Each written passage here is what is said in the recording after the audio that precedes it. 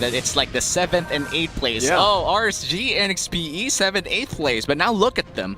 It's just both of these teams. Huge respect for them. They've proved the haters wrong. And they've come a long way from 7C from previous season's performances. Yeah. I absolutely admire that. And now we are jumping into the game, ladies and gentlemen. Game number 2 here, Next Play Evos versus RSG. Will Next Play Evos be able to close out the series here? Or will RSG be able to do something? wow. That's going to be an early flicker from Yawi as he's trying to be aggressive here in the jungle. And oh my god, wait, I just Yeah, realized. it's Demon Kite on Yeah. the Benedetta. yeah, I had to double check. Yeah, it is. That's a weird choice. Yeah, there you go. The longest duration of this season, 36 minutes. The previous was actually 30 minutes and 39 seconds. So, That was also with RSG. yeah, RSG. Man. Apparently RSG is like the ones who plays the later games despite drafting an early game lineup.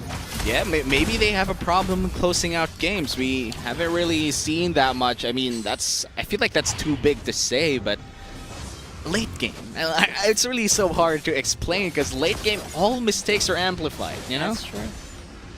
We also have a master class of that, which we just discussed earlier. Oh, there's. I was just going to mention too, H2O, the level 4 over on Demon Kite. Now, what does this mean? Rockhard, Demon Kite on this jungle Benedetta. Nothing we were expecting here. Yeah, Naisu actually was a little bit confused by that. Maybe to give Nats a little bit of a better laning phase here, can actually kind of take on the Phoveus, even if you get proc like with almost all of your skills. You can get some damage done. You can probably get some of that XP lane damage in, which could, again, benefit in the early game, but in late game, not so much. Yeah, and he's delayed here a little bit in the jungle, but they are going to be going, it looks like, for this first turtle. Next play doing their best to get it down. H2O working on it. There's a zone out from Renegade trying to do his best. Demonic Force, but there's the real-world manipulation. Turtle secured by H2O. Forces Nas to flicker out. RSG trying their best, but the turtle going to next play. I will reiterate, I have never seen anyone out Retribution H2O on a good day. It just doesn't happen, and especially right now with NXP looking so confident coming into this game, can't do that against that guy. You know, Hessa, I mean, he's got a very large hero pool. I mean, we've seen him kind of play more so the mages and everything, but to be able to have a player like Hessa and park kind of a variety of choices in heroes form is huge for Next Play Evos. And since they made that change, actually, to put Hessa there and then Renegade in the other side lane, that's been a huge benefit for them. It actually is. Not to put down James too. I mean, James was a solid player overall, but you still have to consider that the experience that Renegade brings on this XP lane is very valuable for NXP. Yeah, James was a huge. I mean, James also is an amazing player. He was one of the reasons why I believe they beat RSG back in week 3 because it was the X-board play, right, that took the Lord for them. So, you know, all great players, but the way that Next Play Evos is running their team now seems to be what's working well for them. And that's what really matters, especially going into this final weekend and then the playoffs ahead of us. Interestingly enough, I'm starting to think about orb effects, like we've seen that in the previous game. Maybe that's just what happens. I don't know. We'll talk about that. Just better synergy overall, I think, with Hessa and Renegade in the field.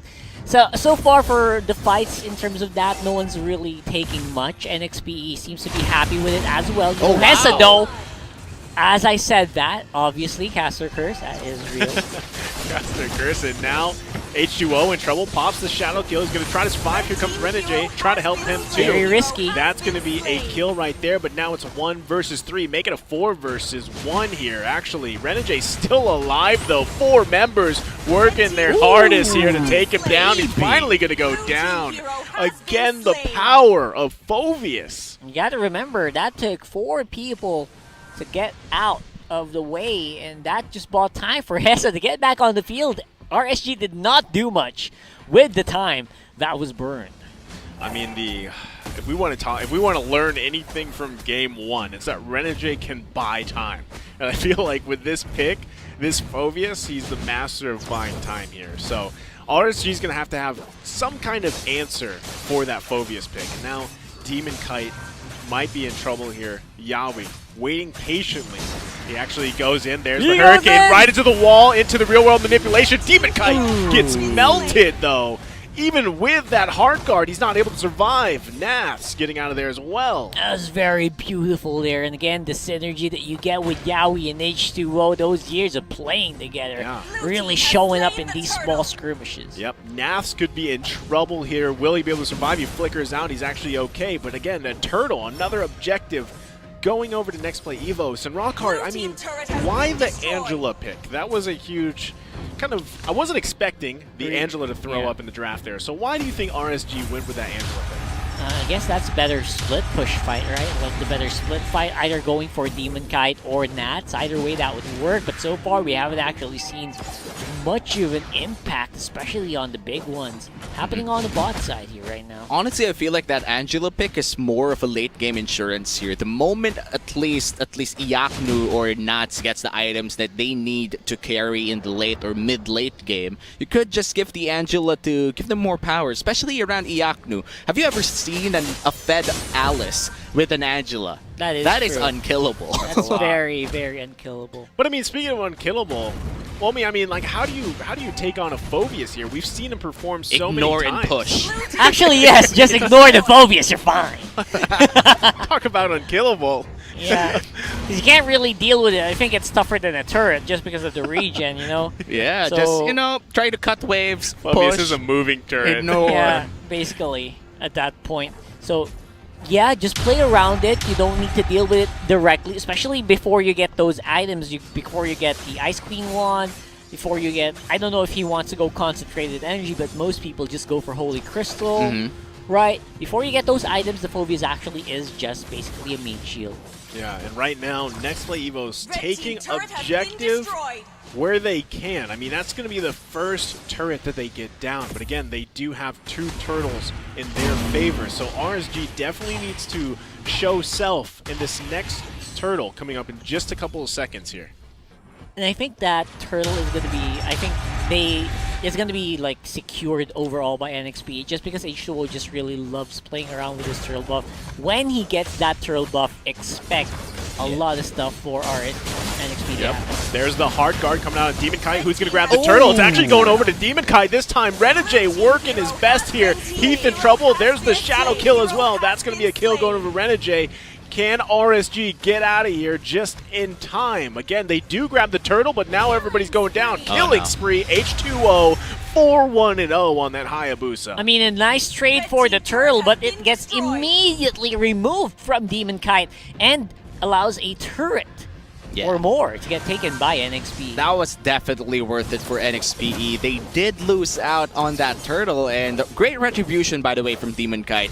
He was 2 levels behind H2O, but he still was able to secure that turtle with a retribution. It was not a 50-50. That wasn't a 50-50. Like, that was a 70-30. That was a 70-30, and he still got that 30. But RSG, they're going to pay for 3, and NXPE, they got 2 turrets out of that entire trade, and that's just bad for them. But this is where we see kind of a weakness in what RSG drafted here. I mean, they don't really have a front liner really to go head-to-head with Next Play Evos. I mean, when you have a Phobius on the other side and you have an Akai there as well, what can you give to go head-to-head with Next Play Evos?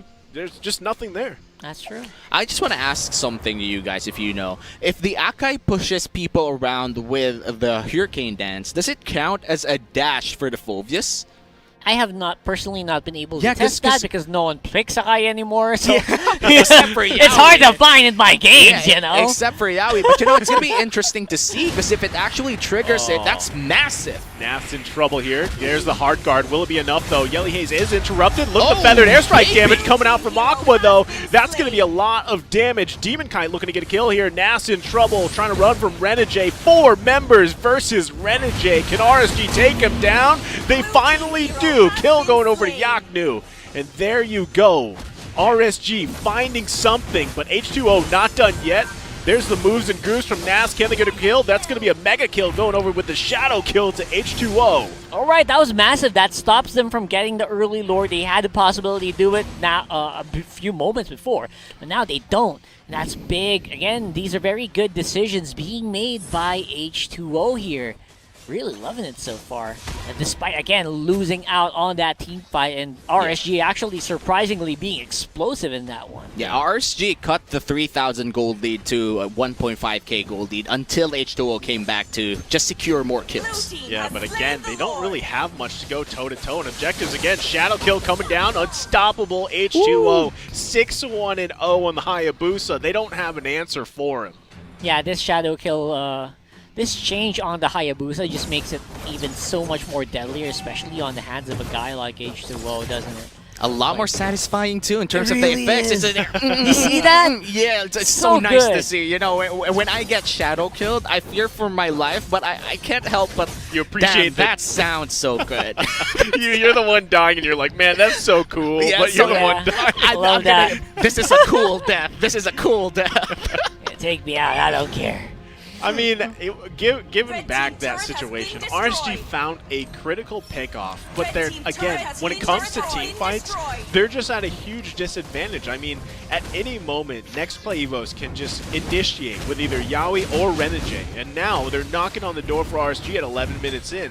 The question will be, can RSG do something to answer what Next Play Evos has? Here comes the feathered airstrike. H2O goes in with a shadow kill once again, has to pop the Winter Tranche to survive. Still gets a kill. That's a monster kill going over to him. And another Might be member, game. 3 members going down. Double kill, H2O. Ladies and gentlemen, this could very well be Look it. at Red Next Jay. Play Evos trying to push down into the base. Will RSG Demon be able Kite? to defend here? Demon Kite trying to do his best. Pops to elect the final blow. There's Naz as well. It's 2 versus 4. Can they do it, ladies and gentlemen? Wait, no more They minions. are